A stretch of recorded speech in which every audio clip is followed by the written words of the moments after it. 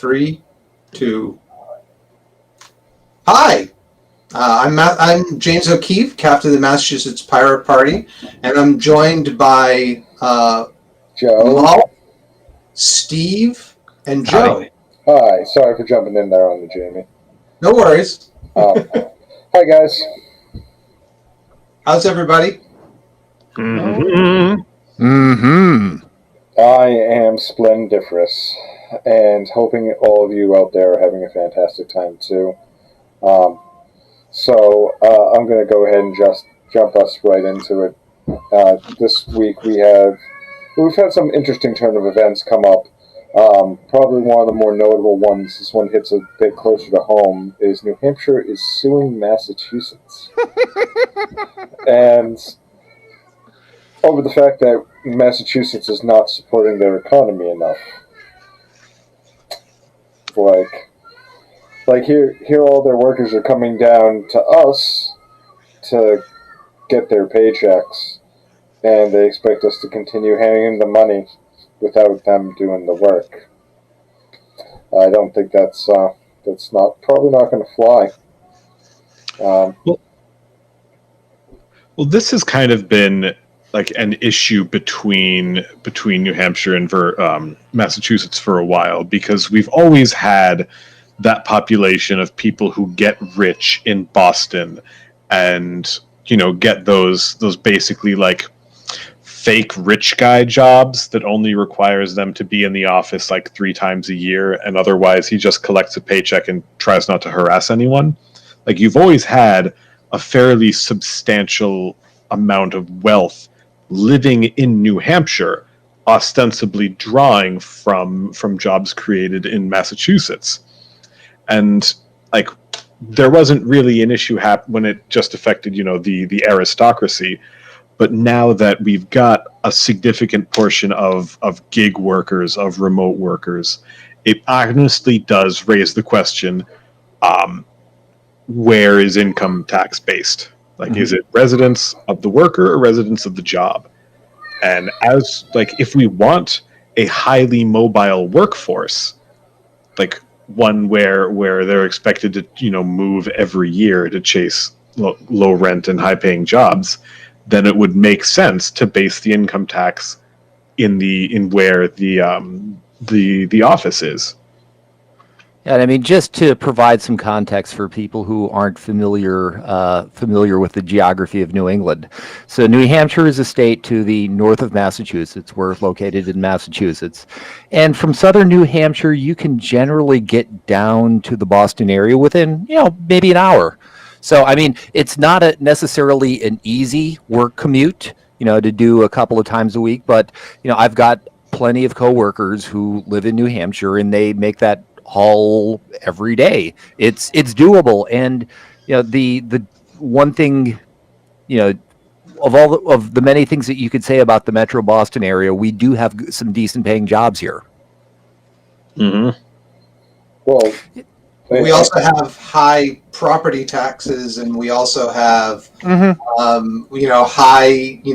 mortgage rates and high rent. So, you know, it's, if someone can do that arbitrage of being, well, I'm going to live in New Hampshire, but take, you know, basically work a job in Massachusetts. I mean, there's tax revenue that is tied to that job because it's in Massachusetts. Yeah, and I mean, disappearing when it goes to New Hampshire. Well, I mean, it's also a trade-off for the worker, too, because, you know, the commuting down, say, 95 from New Hampshire to Waltham is just, it's not my idea of a good time. And I'll tell you something New Hampshire has that Massachusetts does not. Drive-through state stores. See, what I think if this suit goes forward, we should either sue Massachusetts sue New Hampshire for not charging Massachusetts sales tax to, New Hampshire, to people who purchase things in Massachusetts. So a little bit of background there: Massachusetts has a 6.25% sales tax, and New Hampshire has no sales tax at all, and they're proud of it. And we grumble, you know, our Department of Revenue grumbles about, everybody just goes up to New Hampshire and buys stuff so they don't get so they get it tax free. I'm really surprised that every Amazon distribution warehouse in the United States is not located in New Hampshire. Oh, but if we really want to get them back, you'll take those string of communities that are kind of like right along the border, Pepperell, and I'm blanking on the names, but you take all the border towns in Massachusetts, just south of New Hampshire, and in those towns we will make alcohol sales tax free. So they're gonna go up to New Hampshire and we're just gonna siphon them off. It'll be easy. People who commute from Worcester or even further west, out Springfield, potentially even the Berkshires. And they still have to pay Massachusetts taxes, even though they're not in the Boston metro area. Mm-hmm. But, whatever you want to say, the Boston metro area had, I saw figures that basically there's 6 times as many jobs in Cambridge as there are residents of Cambridge. Boston, I think, was like 2 or 3, Mm-hmm. and every other municipality in Massachusetts was less than 1. So there's a huge number of people coming in, both from Massachusetts and from Rhode Island, maybe not as much Connecticut and Vermont, but certainly New Hampshire. I remember I have coworkers from Maine who would come down. Mm-hmm.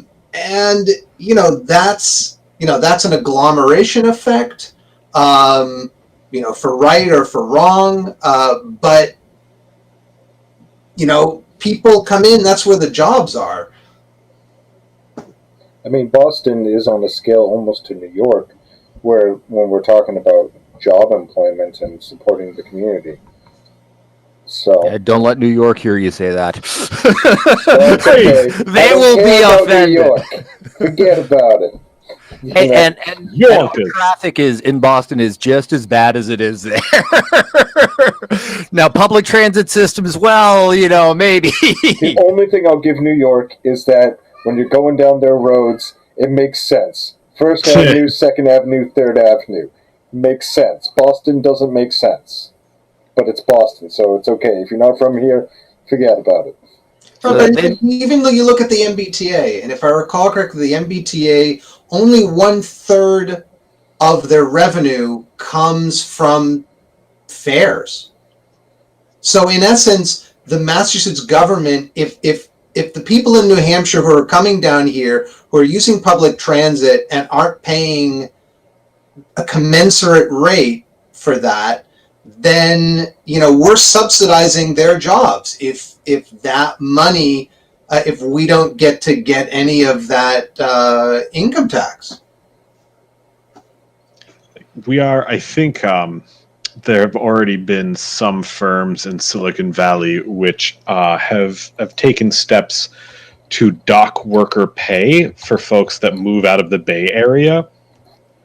So it's interesting how we're going to see areas of America be exploited like the way that America has been exploiting the third world for cheap labor. Yeah. There are already a lot of remote work positions have become extremely exploitative. There's one a remote call center office where you basically have to pay to work. And sorry. I mean, one of the things that this pandemic has taught me, I'm in one of those jobs where I spend all my entire day on a computer, and yes, I could do this. I could do that at home rather than going into an office. And then because of the health pandemic, that's what I've been doing. But I have to say, it's a lot easier. I find it much easier to work from the office, just in terms of interpersonal communication and being able to reach people and that sort of thing. Not only that, I like the separation of when you're in the office, you're at work, and when you're at home, you're not at work. To me, that's a pretty valuable commodity. I mean, the whole telecommuting thing is going to be it'll be interesting to see how it shakes out over the next couple of years. Arise Virtual Solutions. It's a work at home customer service job where the Of course, Disney uses them. Yeah. ProPublica has a really distressing expose. We are basically going to get to a point where workers are crushed by algorithms, where the algorithms are able to measure like the efficacy of work and just keep setting goalposts higher and higher. Like I had one job where I was supposed to keep a student rating of like out of 5, 4.89. Qualify for a pay raise. How? Well, a friend of mine for a while. Here's some candy, kid. A friend of mine for a while worked for Google, and she was doing book scanning as part of like Google's project to scan all the books. And they basically had a camera pointed at her workstation all the time. It counted how many times she flipped pages to be scanned. It timed how long she stepped away from that station, to go to the bathroom or whatever. And there were like performance review implications for either not turning the pages fast enough or stepping away too long. I mean that's that's really getting back to like the older days of very much assembly line repetitive industrial capitalism. Well, piecework. It's very piecework focused. Yeah. Right? I do apologize for a moment, gentlemen. We were just having some latency issues. I do want to say, though, that there was one other major thing that happened relatively recently that we are going... it looks like the stream is working again, so I apologize for the interruption. Sorry, continue, Steve. I was going to say, speaking of Google and working for Google, how about we talk about Google for a bit, especially the I was kind of thinking of the antitrust suit that's been filed. Yes. Is that a fair topic? Yes. Absolutely. So I admit that I have been remiss in reading the full complaint. I just skimmed through it, but I mean the basic gist is, from what I understand, it boils down to there are two main aspects to it. One is Google using its prominence as a search engine to boost its own placements, and the other has to do with with mobile, specifically use of the Android operating system and the placement of Google apps in Android. When a mobile carrier sells you a phone, it comes preloaded with some apps. Apparently, Google has some their contracts require them to be in there and require them to be the default. And there's provisions that say the carrier can't change this or remove their apps. It's sort of like it harkens back to the days of the early noughties when Microsoft was insisting that PC manufacturers make Internet Explorer the default browser. Absolutely, or even going back to what Standard Oil and the relationships between Standard Oil and the the vertical integration between the oil companies and the railroad companies and all of companies. That. So yeah, we're absolutely seeing that kind of consolidation in the data sphere. That's like Google or Alphabet's stated position is to become like the only information broker out there. The oldest sins in the newest ways. I mean, pretty. Also, sure. Stadia sucks. Stadia is crap, and it's run by morons. Better than being run by bears. Oh, I would trust bears to develop longer-lasting Google products. Like Google has like unleashed products and then brought them and retired them, like within a single hibernation cycle. Mm-hmm. So I mean, yeah, go on, Steve. No, that is one of the downsides about using a service where you and your personal information is the product, is that the company's ability to monetize what you do on their platform is what determines whether it makes it worthwhile for them to keep it around. Which is why question 1 and question 2 are so important, and why we have to vote the right way on those. Which is yes. And yes. Yes. And yes. But one thing I just want to point out about this is it's good to go after Google. But why stop there? Amazon, they look at their own, they look at what their people on their platform are using to then figure out how they can undercut them. Oh, yeah. Or Facebook, monetizes our data in order to make as much money. And Comcast and Charter Communications and all those other ISPs that are trying their best to create to have crap service at a high price. There's a lot. Antitrust has been going on since we were borked. Bork was the one saying, "Oh yeah, all we care about is price. We don't care if employees suffer, or we don't care if there's no competition." Seriously, go ahead, Joe. Competition.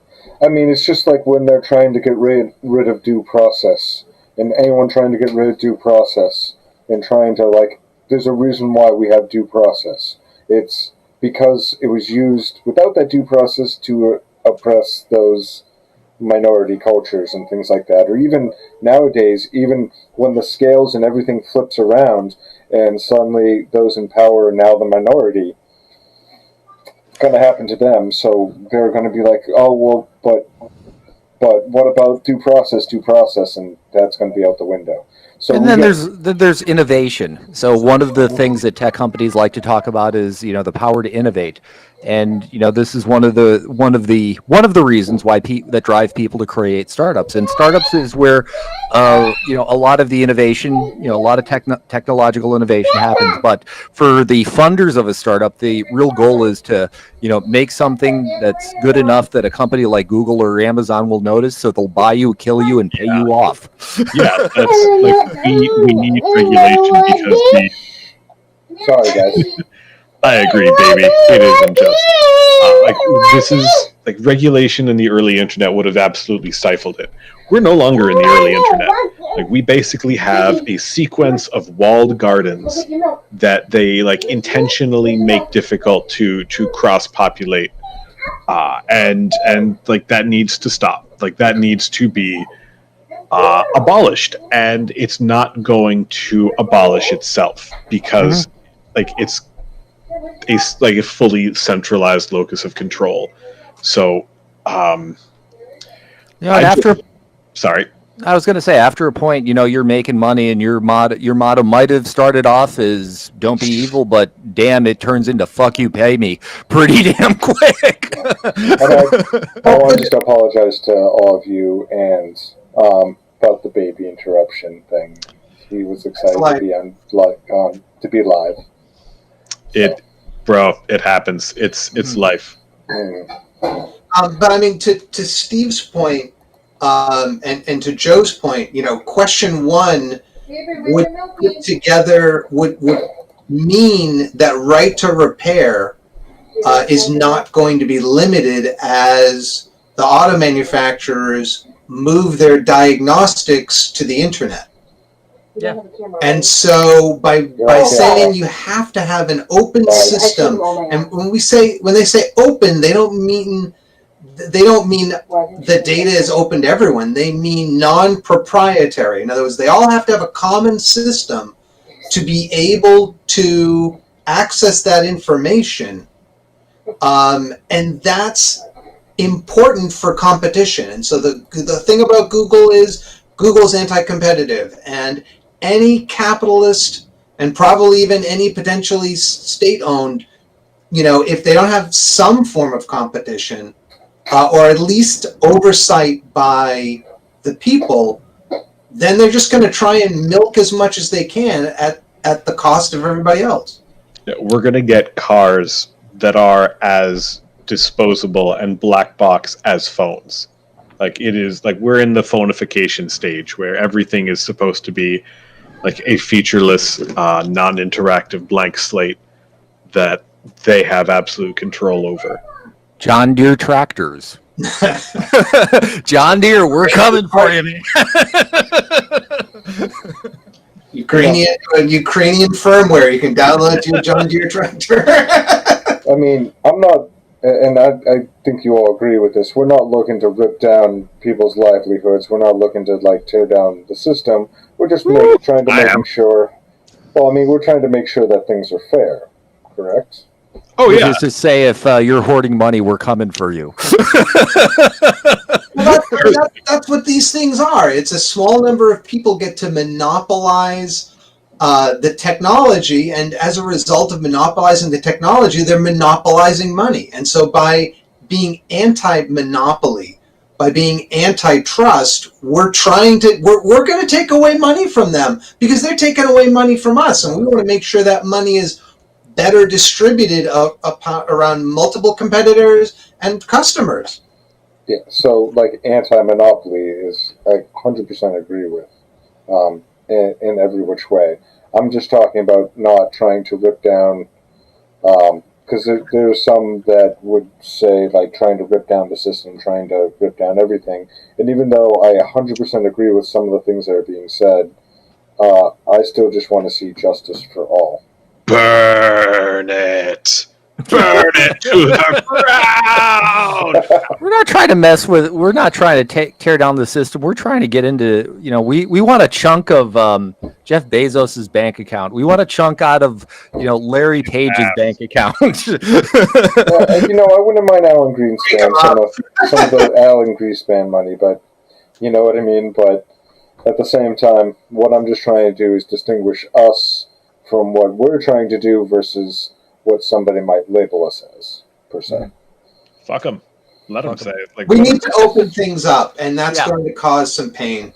It is. It's going to cause some pain to the 1% who have profited off of it for the last 30 years. Sorry, if the only way to help the 99% is to take away the power of the 1%, well, yeah, we're for the 99%. The economy at this point is basically a giant hamster. And either the hamster gets to continue eating everything, or we kill the hamster and we roast it. A 700-pound hamster. I have raised hamsters.